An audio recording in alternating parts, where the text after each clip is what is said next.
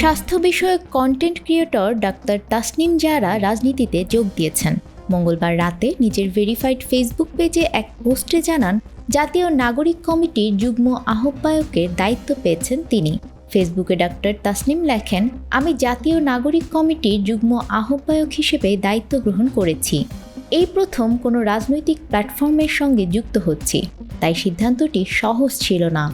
তবে এই কমিটিতে অনেক বুদ্ধিদীপ্ত, চিন্তাশীল ও সৎ মানুষকে পেয়েছি, যারা অভ্যুত্থানের আকাঙ্ক্ষাকে বাস্তবায়ন করতে অসামান্য ত্যাগ স্বীকার করেছেন। ভবিষ্যতেও সর্বোচ্চ ত্যাগ স্বীকার করতে প্রস্তুত তারা। তাদের সহকর্মী হতে পারা এবং দেশের জন্য একসঙ্গে কাজ করার সুযোগ পাওয়া সৌভাগ্যের বিষয়।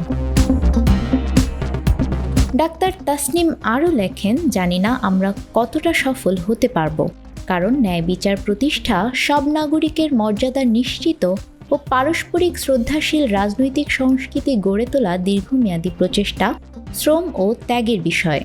তবে এই পরিবর্তন আনার জন্য আমরা সততা ও নিষ্ঠার সঙ্গে কাজ করে যাব। পোস্টের শেষে তিনি লেখেন, আমার জন্য কোনো পরামর্শ থাকলে দয়া করে জানাবেন। ভুল করলে তা ধরিয়ে দেবেন, আর ভালো কিছু করলে উৎসাহ ও সমর্থন দিয়ে পাশে থাকবেন। সোমবার নাসিরউদ্দিন পাটওয়ারিকে আহ্বায়ক ও আক্তার হোসেনকে সদস্য সচিব করে জাতীয় নাগরিক কমিটি পুনর্গঠন করা হয়। তাতে যুগ্ম আহ্বায়ক পদে ডাক্তার তাসনিম জারাকে রাখা হয়।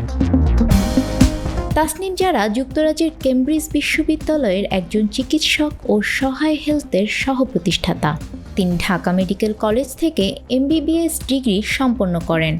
পরবর্তীতে অক্সফোর্ড বিশ্ববিদ্যালয় থেকে ডিস্টিংশন অর্জন করে ডিগ্রি সম্পন্ন করেন।